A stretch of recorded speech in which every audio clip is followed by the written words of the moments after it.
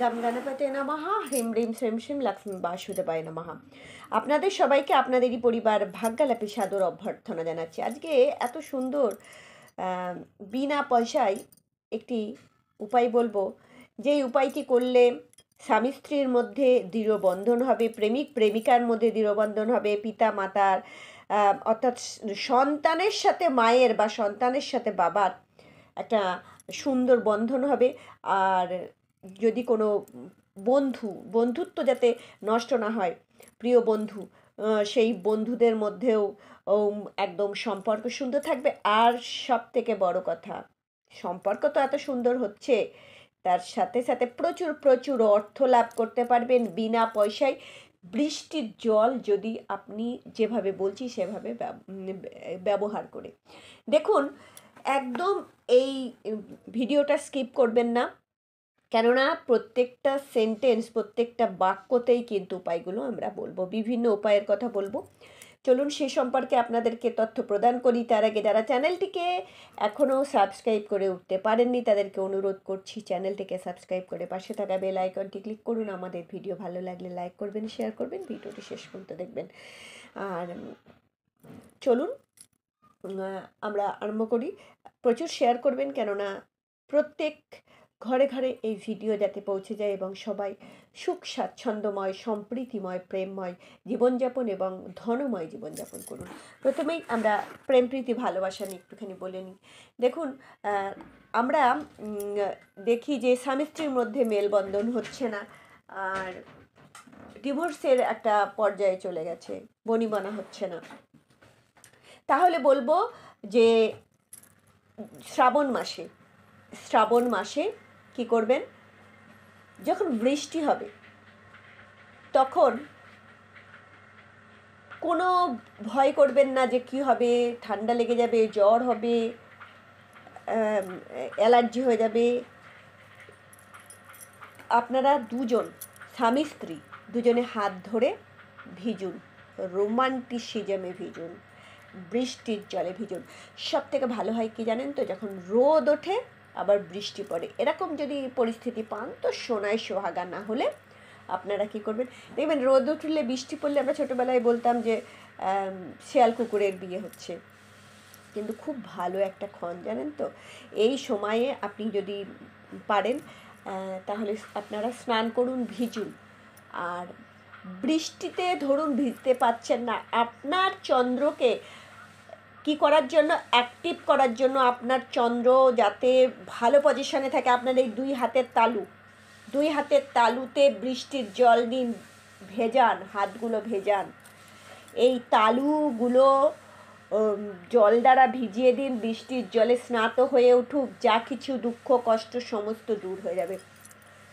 এরপরে যদি প্রেমিক প্রেমিকার মধ্যে একদম ভালো বন্ধন এবং সেটি বিয়ে পর্যন্ত যাতে পৌঁছায় এবং বিয়ের পরবর্তী জীবনও সুন্দর থাকেন, হাত ধরে দুজনে স্নাত হন, দুজনে ভিজুন, দুজনে স্নান করুন, একদম লজ্জা পাবেন না, ভয় পাবেন না, রোমান্টিসিজমে ভাসুন।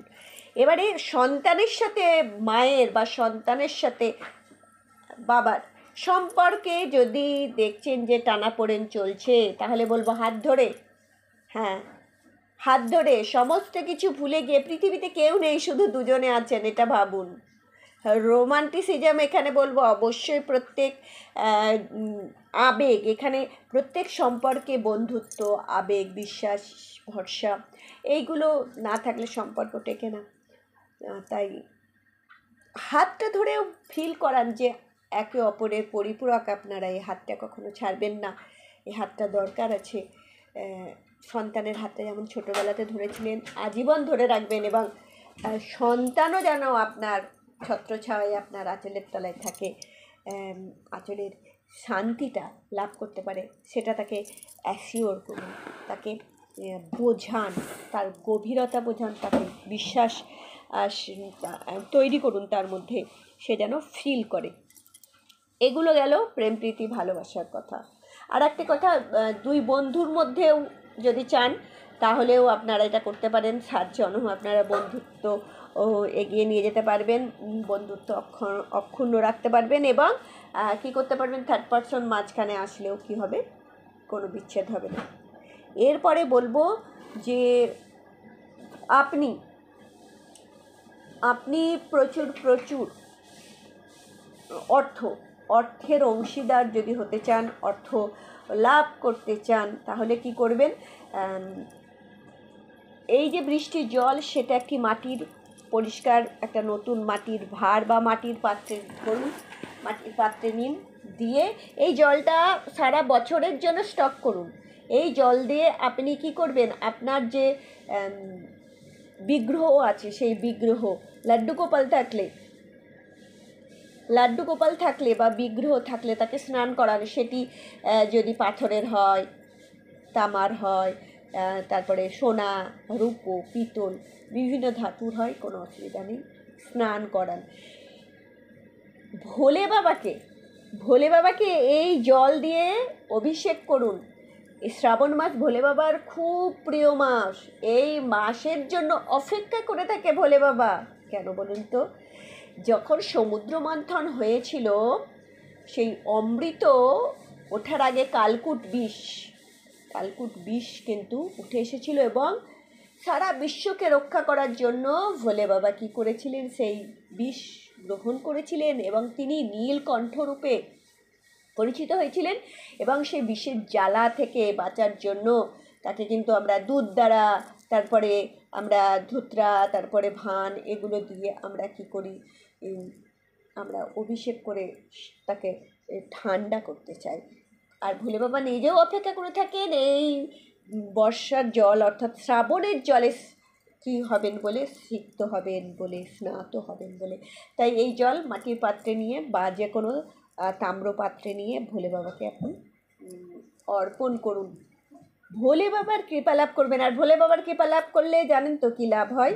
ভোলে বাবার কৃপা লাভ করলে ধর্ম, অর্থ, কাম, মোক্ষ চারটেই লাভ করা যায়। অর্থাৎ ধর্মের আপনি এই পথে চলতে পারবেন, আপনি অর্থ লাভ করতে পারবেন। আপনি কাম মানে হচ্ছে এখানে নারী পুরুষের যে শারীরিক চাহিদা, সেসব না।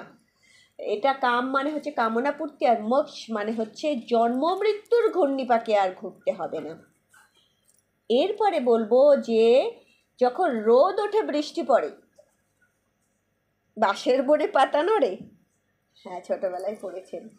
বাঁশের বোর্ডে যেতে হবে না। যখন রোদ ওঠে, বৃষ্টি পড়ে, তখন এই বৃষ্টির জলটাকে আপনি সংরক্ষণ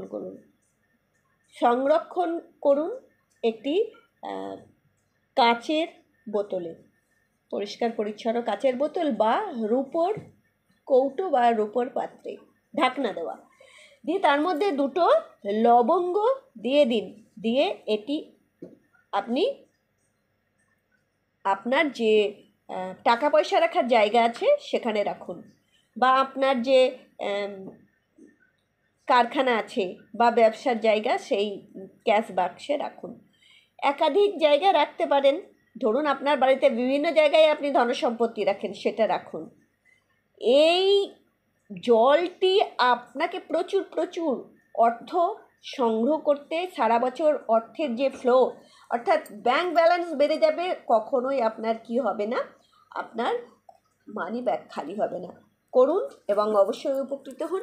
ভালো থাকবেন। বিভিন্ন আপনাদের জীবন সমৃদ্ধময় করার জন্য বিভিন্ন তথ্য আপনারা সময় সময়ে পাবেন। আমাদের সাথে থাকুন। হরি ওম।